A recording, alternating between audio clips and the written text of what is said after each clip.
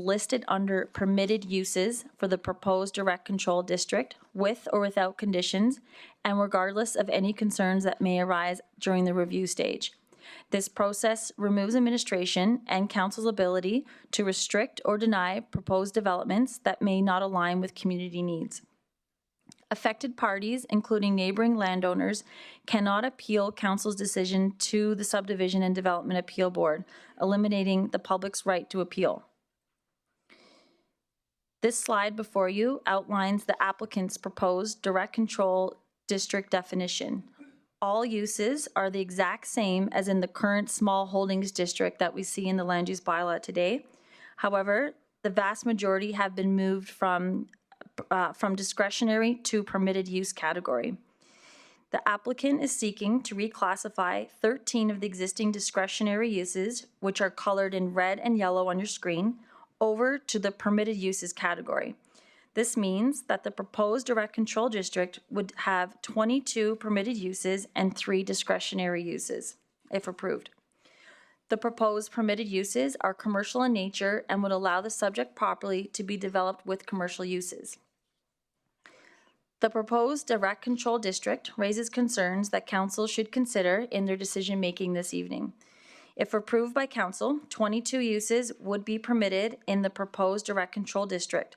Reclassifying 13 land uses from discretionary to permitted would remove the municipality's ability to assess or restrict these developments on a case-by-case scenario, especially when considering the type of commercial development that would be allowed.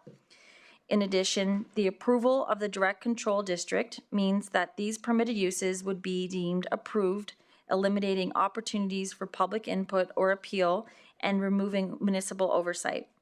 This includes the municipality's inability to adequately review developments, which may lead to conflicts with provincial and federal environmental regulations, particularly given Draper's sensitive environmental context and the subject property's location along the Clearwater River.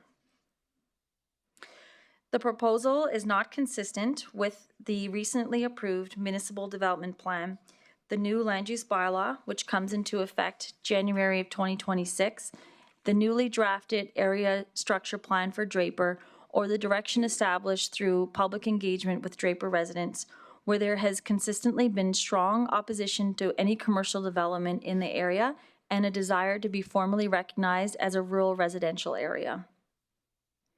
In summary, if the proposed direct control district is approved, all future developments on the subject property must be approved directly by council.